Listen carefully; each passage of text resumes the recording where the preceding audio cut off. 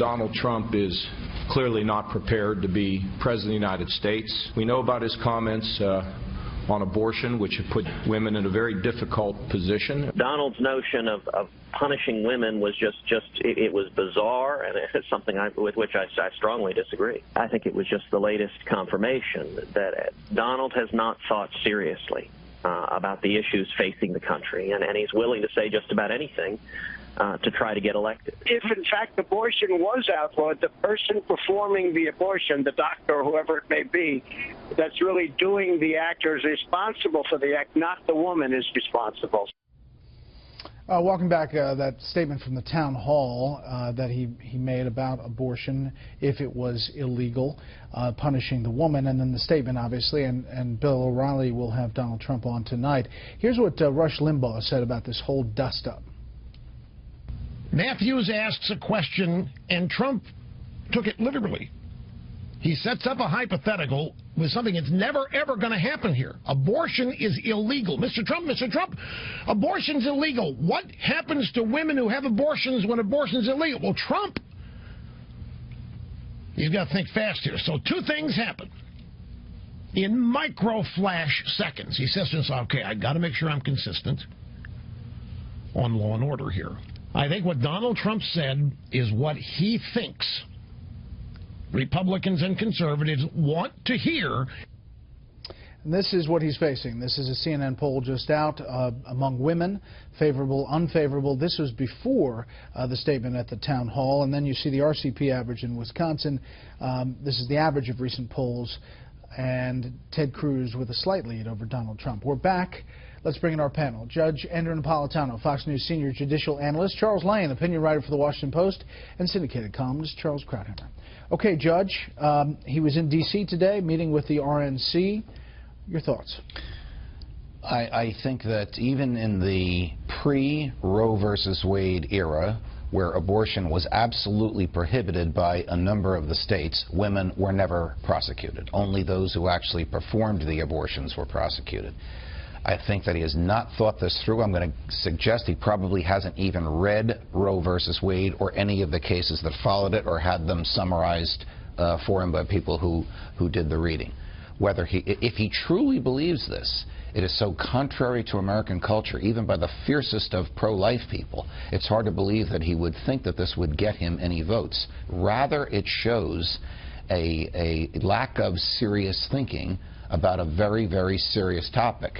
Charles is telling me he can tell you of the long interview that the Washington Post had with him, and this lack of serious thinking is evident in so many areas. I think that this statement alone, combined with his likely loss in Wisconsin, will begin the descent of Donald Trump's popularity in the Republican primary. You know how many times people have said that, Chuck? Yes, you're right. You're right. I said it so And here's what allies and supporters say, Chuck. They say, listen, he misspoke.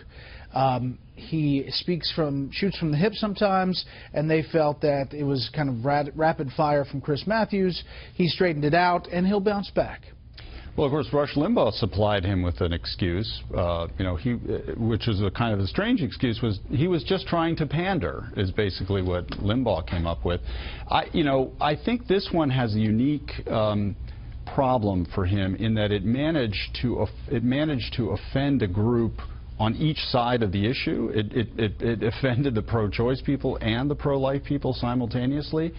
And nevertheless, you're right that he has always thrived off the image of somebody who's a victim of a media ganging up on him. And so he will attempt to play with that. On the other hand, Brett, I would say that his reaction, which was to back off and sort of correct himself several times, was an unusually defensive moment for Donald Trump. He normally, admits nothing and just presses on as before. The mere fact that he felt he had to correct this time, that was kind of unusual for him. And he's also quiet today, Charles. He's here in Washington, private meetings with his leadership team on Capitol Hill, Duncan Hunter and Chris Collins, congressmen and his foreign policy people, and this meeting at the RNC. It is a week, however, that most people looked at and said there was a succession of things that happened here that don't play well for Donald Trump. I think he understands that. I think that's the reason he's sort of gone to ground. For Donald, you go to ground if you only give 7 interviews in a day. So he's sort of relatively quiet now because he knows there's no way he can undo the damage of the abortion statement, but he's got to give it a little time. We'll be on to something else. He'll invent something else later. But I have to say a word about Rush said in defense of Trump, that he was answering a hypothetical.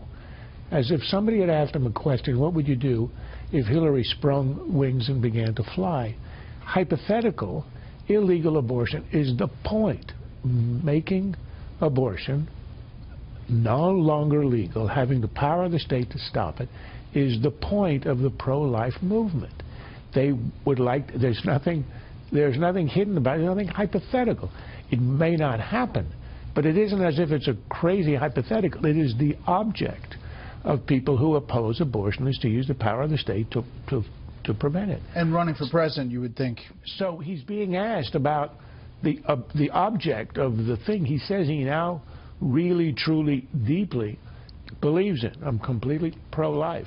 Well, that's not a hypothetical. That's if you got your way, what would you do? How would you enforce it? Explain to us what you would do. It is the most straight question that you could get. The fact that he couldn't answer it proves exactly what the judge said. His week of misery this week, in both instances, the victims were women, or the perceived victims were women. The nonsensical thing with Corey, nonsensical because I don't think it's a criminal event. It happened because they taunted and taunted and taunted Michelle Fields until she finally decides to file a complaint. Looks bad because she's a young, talented woman. And then the statement that we're now talking about, the poll that you just showed, are fantastic numbers against him in direct reaction to this statement about women should be punished for permitting abortions. Well, the only thing is he still has 739 delegates and only needs 500 more. Right, and a lot of female voters say that they support him. But he does still need 500 more. One point, I don't think it's so bad because it offends women. Yes, I think it's bad because it's such a central issue of the conservative movement that if he does not know how to talk about it, he shows he's never thought about it. It makes people who might support him think that what is he actually thought through on any other issue, and that's where I think the damage is. Or the vulnerability against Hillary Clinton on the issue in the fall.